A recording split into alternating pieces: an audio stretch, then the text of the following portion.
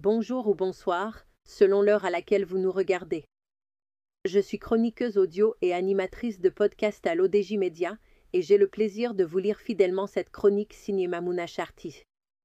Intitulée « Illégalité d'une attaque, Israël face au droit international », elle interroge, texte en main, les fondements juridiques de l'escalade récente entre Israël et l'Iran. La guerre n'est jamais une fatalité, c'est toujours un échec de l'homme. Dominique de Villepin. L'actualité récente a été marquée par une escalade sans précédent entre Israël et l'Iran, culminant dans une attaque israélienne sur le territoire iranien. Ce fait, loin d'être anodin, soulève de profondes interrogations sur la légalité de l'action au regard du droit international humanitaire, DIH.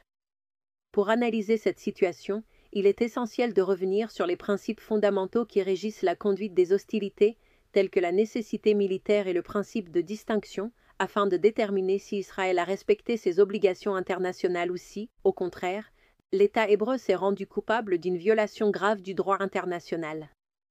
L'auteur ouvre ainsi le débat par une remise en contexte juridique fondamental. Le droit n'interdit pas la guerre en tant que telle, mais il en encadre strictement les modalités.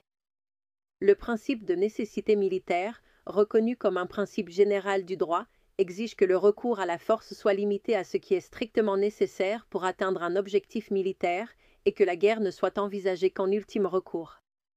Ainsi, toute action militaire doit être précédée d'une évaluation sérieuse des alternatives pacifiques telles que les négociations ou la médiation internationale.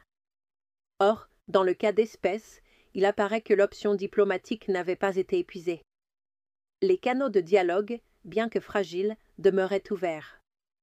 En outre, la communauté internationale, par le biais des Nations unies et d'autres acteurs régionaux, continuait de promouvoir des solutions négociées. Dès lors, le recours à la force par Israël ne saurait être justifié au regard du DIH, puisqu'il n'a pas été démontré que la guerre constituait le dernier recours disponible. L'auteur affirme que la diplomatie n'avait pas dit son dernier mot. Ensuite, la jurisprudence internationale, notamment celle de la Cour internationale de justice, rappelle que la nécessité militaire ne saurait servir de prétexte à des actions préventives non proportionnées ou déconnectées d'une menace imminente. En l'absence d'une attaque directe ou d'un danger immédiat, l'attaque israélienne sur l'Iran revêt donc un caractère illégal, car elle ne répond ni à l'exigence de nécessité, ni à celle de proportionnalité. Par ailleurs, cette violation du principe de nécessité militaire fragilise l'ordre international et crée un précédent dangereux. Elle mine la confiance dans les mécanismes de règlement pacifique des différends et encourage la logique de la force au détriment de la primauté du droit. L'auteur pense que ce précédent compromet durablement l'équilibre du droit international. Un autre pilier du droit international, consacré par les conventions de Genève et leurs protocoles additionnels, est le principe de distinction. Ce principe impose une obligation stricte, en toutes circonstances. Les parties à un conflit doivent distinguer entre civils et combattants, ainsi qu'entre biens civils et objectifs militaires. Les attaques indiscriminées, qui ne font pas cette distinction, sont formellement prohibées et constituent des crimes de guerre. Ainsi, l'attaque israélienne, telle qu'elle a été rapportée par de nombreux observateurs et ONG, semble avoir visé des zones où la présence de civils était avérée, voire prédominante. L'utilisation d'armes à large rayon d'action, sans discrimination suffisante entre cibles militaires et civiles, expose la population à des risques inacceptables et va à l'encontre des exigences du DIH. L'auteur ajoute que l'absence de ciblage précis enfreint directement les conventions de Genève. En outre, les conventions de Genève, notamment la 4e, protègent expressément les populations civiles contre les effets des hostilités. Le bombardement d'infrastructures essentielles à la vie des civils, tels que les hôpitaux, les écoles ou les réseaux d'eau, constituent une violation grave du droit international. Dès lors, l'incapacité d'Israël à limiter ses frappes aux seuls objectifs militaires démontre un mépris évident du principe de distinction. Par ailleurs, l'argument selon lequel les cibles visées étaient d'importance stratégique ne saurait exonérer Israël de sa responsabilité. Le DIH exige que toute attaque soit précédée d'une évaluation minutieuse des conséquences pour la population civile. En cas de doute, la protection des civils doit primer. L'auteur insiste, la sécurité des civils doit être l'absolue priorité.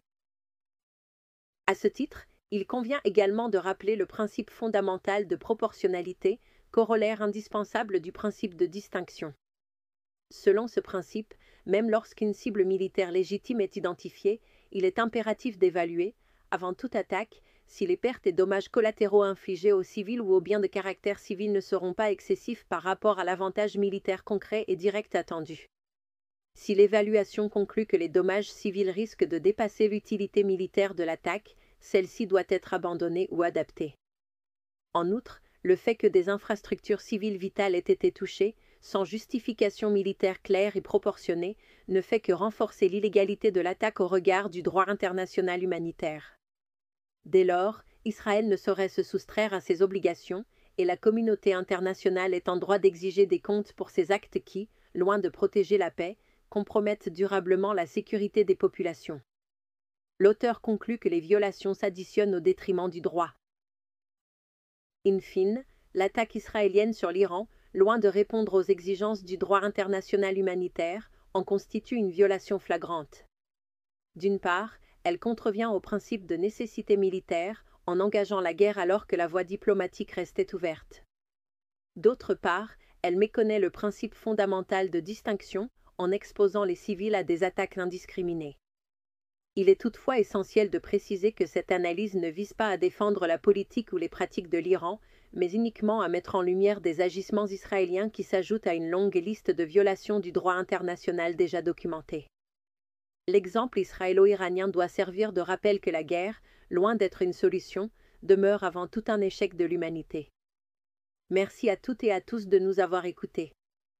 Cette chronique, que je vous ai lue mot pour mot, est signée Mamouna Sharki. J'ai veillé à respecter scrupuleusement ses propos pour vous transmettre fidèlement son analyse rigoureuse. À très bientôt sur l'ODJ Média pour une nouvelle chronique audio engagée, lucide et éclairante.